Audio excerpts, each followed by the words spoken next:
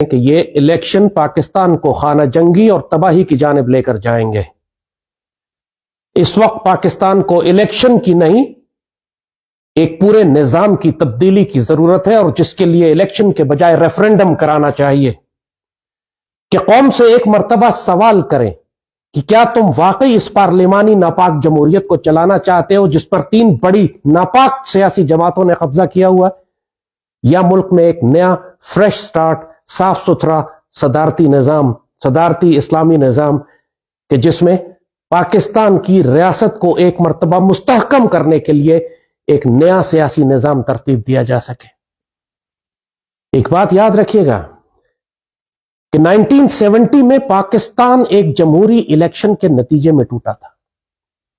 آپ جو مرضی اس کی عسکری وجوہات تلاش کرتے رہیں، جو اصل حقیقت ہے وہ یہ کہ پاکستان کی 2 ناپاک سیاسی جماعتیں جو فیصلہ کر چکی تھیں کہ ہم نے ملک کا وزیر اعظم بننا ہے، مجیب اور بھٹو، اور انہوں نے اپنی طاقت کو استعمال کرتے ہوئے، اپنی غداریوں کے باوجود جب ان کو آپ نے الیکشن میں بھیجا، اچھی طرح جانتے ہوئے کہ یہ ناپاک اور پلیت لوگ ہیں اور یہ ملک میں فساد برپا کریں گے، تو پھر وہی ہوا کہ ایک جمہوری الیکشن کے بعد ملک میں خانہ جنگی ہو گئی، کیونکہ ادھر تم اور ادھر ہم کا نعرہ لگانے والے اور شیخ مجیب جو پہلے اگرتلا سازش میں پکڑا جا چکا تھا، اس کو آپ ملک کا وزیر اعظم بنانے جا رہے تھے۔ جب طے ہو چکا ہے، معلوم ہو چکا ہے کہ یہ شخص غدار ہے، اس کو گرفتار کیا گیا ہے، غداری کا مقدمہ ہے، سارے ثبوت موجود ہیں کہ یہ پاکستان توڑنا چاہتا ہے اگرتلا سازش میں، اور وہ اگرتلا سازش 1967-68 میں پکڑی چلی جا چکی تھی، اس پر مقدمہ بن چکا تھا، سزائے موت ہونے والی تھی۔ تو پھر اتنا سنگین غداری کا مقدمہ معاف کر کے اس کو آپ نے کیوں اجازت دی کہ انہی مکتی بانی کے دہشت گردوں کے ساتھ یہ الیکشنز میں جائے؟ اور پھر اس کے بعد جو ہونا تھا وہ کسی کے کنٹرول میں نہیں تھا۔ وہ کہتا ہے مشرقی پاکستان میں نے ساری سیٹیں جیتی، کیسے جیتی؟ دہشت گردوں کے ذریعے جیتی، بھارتی امداد سے جیتی، اپنی تمام مخالفت کو قتل کر کے جیتی، اپنے خلاف کسی امیدوار کو کھڑا ہی نہیں ہونے دیا۔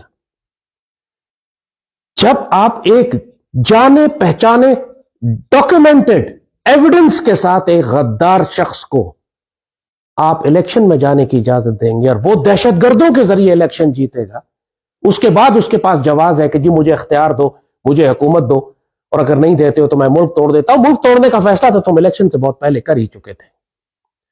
اور یہ کہا جاتا ہے، ایک بہت بڑی آرگومنٹ دی جاتی ہے کہ جی بنگالی پاکستان سے الگ ہونا چاہتے تھے کیونکہ مشرقی پاکستان پر ظلم ہوتا تھا، ان کو حقوق نہیں دیے جاتے تھے۔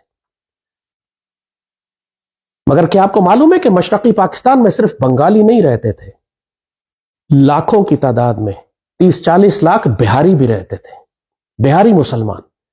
ان میں سے تو کسی نے کبھی یہ نہیں کہا کہ مشرقی پاکستان پر ظلم ہو رہا۔ ان 30-35 لاکھ بہاریوں میں سے تو کسی ایک نے یہ نہیں کہا کہ ہم پاکستان توڑ کے الگ ہونا چاہتے ہیں۔ جو ظلم، جو پروپیگنڈا تھا کہ بنگالیوں پہ ظلم ہو رہا ہے، وہ بہاری کیوں نہیں محسوس کر رہے تھے؟ ان کو کیا معلوم تھا؟ وہ کیوں پاکستان کے ساتھ سکون اور محبت اور پیار کے ساتھ تھے؟ اور انہی بہاریوں کو پھر بعد میں ان مکتی بانی والوں نے قتل کیا، اور جس مکتی بانی میں 70-80% بنگالی ہندو تھے۔ یہ سارا کچھ آپ جانتے تھے الیکشن سے پہلے کہ ہوگا۔ جیسے کہا کہ اگرتلا سازش جو پکڑی گئی تھی اس کے ڈاکومنٹس نکالے، سب کچھ لکھا ہوا تھا کہ ہم مشرقی پاکستان میں کیا کرنے جا رہے ہیں۔ اس کے باوجود آپ نے الیکشنز کرائے، پھر اس کے بعد کلیم کیا کہ جی میجورٹی میری ہے، مجھے دی جائے۔ اب ظاہر ہے ادھر بھٹو تھا، دوسری سیاسی پارٹی جو پاکستان میں جس کی اکثریت تھی، اس نے طوفان برپا کر دیا کہ میں تو نہیں دیتا۔ نتیجہ یہ ہوا کہ خانہ جنگی، اور پھر وہ جنگ، اور پھر وہ چلتے چلتے آخر میں سقوط ڈھاکہ۔ اور اس کے بعد بھٹو نے اختیار اپنے ہاتھ میں لے لیا۔ حالانکہ بھٹو کا الیکشن، وہ الیکشن جس کے نتیجے میں بھٹو یہ کلیم کر رہا تھا کہ مجھے میجورٹی ملی ہے، وہ الیکشن کالعدم ہو چکا تھا۔ جب اس الیکشن کو تسلیم نہیں کیا گیا، اس کے نتیجے میں خانہ جنگی ہوئی، آئین ٹوٹا، ملک ٹوٹا، مشرقی پاکستان الگ ہو گیا، تو پھر بھٹو کی اکثریت کیسے رہ گئی تھی؟ بھٹو بالکل ایک ناجائز وزیر اعظم تھا۔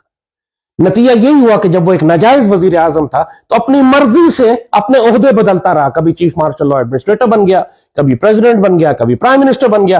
ایک بدماشی تھی اس کی، جو مرضی چاہتا تھا کرتا تھا، ملک میں کوئی قانون نہیں تھا اس وقت۔ ایک انلیگل اسمبلی تھی وہ جو اس وقت چلی. یہ انلیگل کانسٹیٹیوشن تھا جو 1973 کی اسمبلی نے پاس کیا. وہ اسمبلی انلیگل تھی کیونکہ وہ جس الیکشن کے نتیجے میں وہ اسمبلی بنی تھی وہ الیکشن کالعدم ہو چکا تھا. تو پھر حالانکہ ہونا یہی چاہیے تھا کہ جب مشرقی پاکستان ٹوٹ کے الگ ہو گیا تو مغربی پاکستان میں آپ فریش الیکشن کراتے, فریش مینڈیٹ آتا, نئی حکومت, نیا پاکستان تھا, پھر پتا چلتا کہ کس کے پاس کیا میجورٹی.